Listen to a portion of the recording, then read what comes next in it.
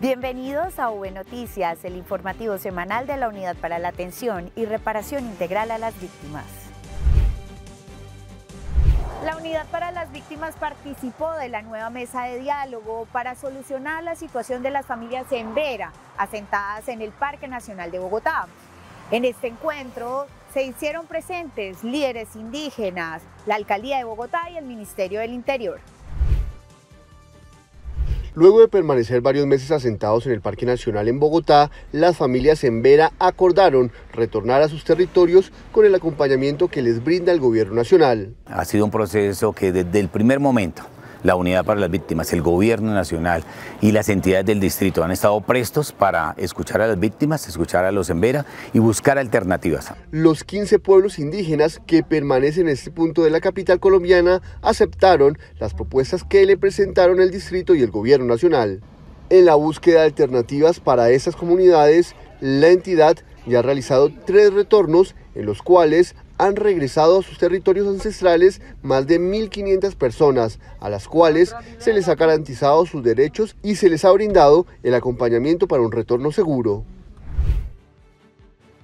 Luego de la primera reunión con los 16 representantes a la Cámara elegidos por las circunscripciones especiales, la Unidad para las Víctimas ofreció apoyo técnico y continuo a los recién electos congresistas. La idea es construir una agenda común y una articulación asertiva que permita la restitución de todos los derechos de los afectados por el conflicto en el país. Este trabajo va de la mano con el acompañamiento técnico que se hace con la Mesa Nacional de Participación, en cabeza del Comité Ejecutivo y con los 16 representantes de las Curulles para la Paz, con quienes se seguirá el trabajo en equipo. Retos que tenemos, Comunidad para las Víctimas, retos que asumieron ellos allí frente a las elecciones que tuvieron y que les permiten estar allí en estas curules, y es cómo podemos articular, cómo podemos compartir información de tal forma que ese ejercicio legislativo sea acompañado con todo el equipo técnico de la unidad y que les permita avanzar en la ruta para que podamos cumplirle a las víctimas en estos 10 años de prórroga de la ley y frente a ese trabajo legislativo que ellos tienen en concreto y que nosotros, Comunidad para las Víctimas, podemos apoyar. Precisamente, integrantes del Comité Ejecutivo de la Mesa Nacional de Participación y los congresistas recién elegidos para las Curules de la Paz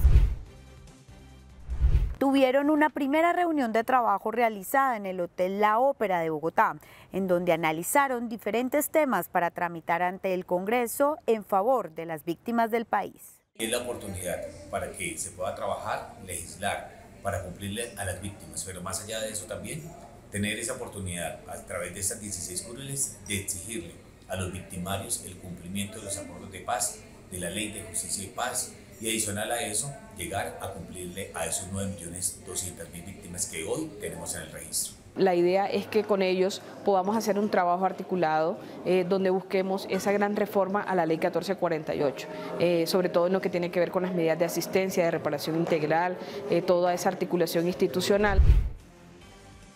La Unidad para las Víctimas participó de manera activa en la conmemoración de los 20 años de la masacre de Bojayá.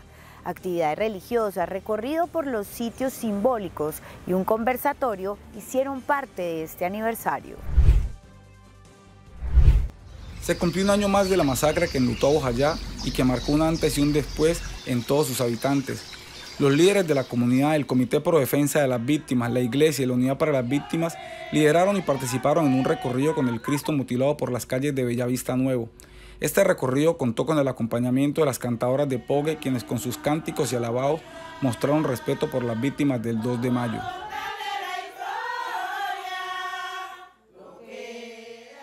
Aquí tuvimos la oportunidad de escuchar a las víctimas, de escuchar a todos los corregimientos, a todos los consejos comunitarios. Lo importante, y como lo ha pedido el señor presidente, escuchar a las víctimas y frente a eso también contarles cuáles han sido los logros frente a la reparación colectiva. En Bellavista Viejo, lugar donde ocurrieron los hechos hace 20 años, se celebró una Eucaristía en honor a los muertos. Se realizó la Eucaristía en nombre y en memoria claramente de las víctimas. Posteriormente hicimos un conversatorio con diferentes entidades donde la comunidad pone de presente la crisis humanitaria que existe en la región. Durante esta conmemoración, la unidad entregó 3 restaurantes escolares y participó en la entrega del informe Los muertos de Bojayá son nuestros muertos, liderado por el Comité 2 de Mayo.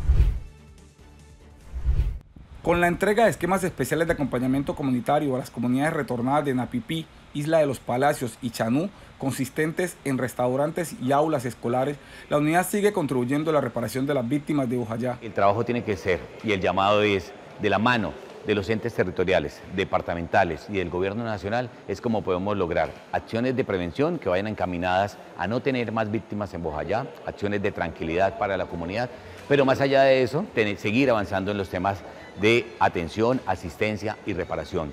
Durante esta conmemoración también se entregaron 3 aulas totalmente reparadas a la institución educativa César Conto de Bellavista, dentro del programa de infraestructura social y comunitaria que lidera la Subdirección de Prevención y Atención a Emergencias. La Unidad para las Víctimas también participó en el lanzamiento del libro Los muertos de Bojayá también son nuestros muertos, dentro del informe presentado por el Comité Pro Defensa de las Víctimas. En Villavicencio Meta, la Unidad para las Víctimas realizó un acto de reconocimiento de responsabilidades de perdón público por parte de 5 exmiembros del bloque Centauros de las AUC a víctimas de los departamentos de Meta y Guaviare. En medio de lágrimas de familiares que asistieron a escuchar las voces de los victimarios, se llevó a cabo un acto simbólico de perdón por parte de 5 exmiembros de las autodefensas. Los indiciados, las personas que nos hicieron tanto daño, que en su momento cometieron un error, nos piden perdón a nosotros las víctimas y nosotros también como víctimas sanamos nuestro corazón, que no es fácil, pero Dios es el que da las fuerzas y es momento para sanar. Este acto hace parte de una sentencia proferida contra 22 postulados del extinto bloque Centauros por 144 hechos criminales con los que se vieron afectadas 232 víctimas directas y 1.497 indirectas. Espacios en donde se vive y se siente muchísimo dolor aún, pero también espacios que nos permiten confirmar que hay esperanza, que vamos en el camino de la reconciliación, y para exaltar nuevamente la gran valentía y esta resiliencia que todos los días nos enseñan las víctimas. Las víctimas afectadas tuvieron acompañamiento psicosocial de parte de la unidad durante toda la jornada para mitigar el impacto emocional y aportar al proceso de afrontamiento del duelo.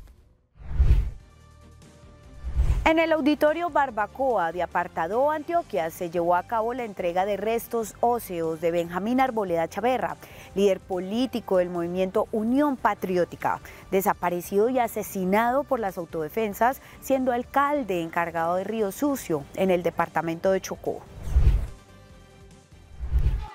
Sandra Arboleda, una de las hijas de Benjamín y quien impulsó activamente su búsqueda, tiene los mejores recuerdos de su padre, hasta esa última vez que lo vio, 4 días antes de Navidad.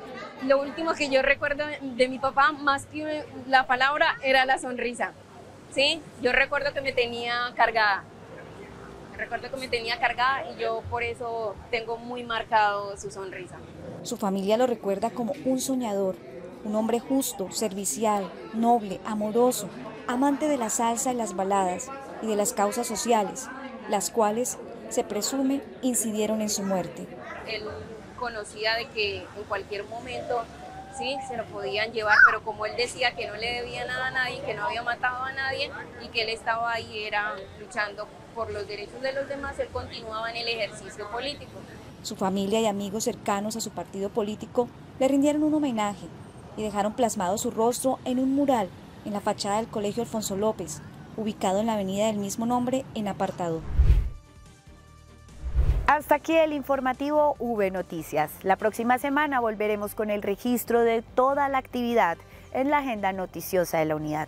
Gracias por todos los mensajes que envían a nuestras redes sociales. Recuerden que pueden seguirnos en Twitter, Instagram, Facebook y YouTube como @UnidadVíctimas y también ingresando a la página web de la unidad www.unidadvictimas.gov.co.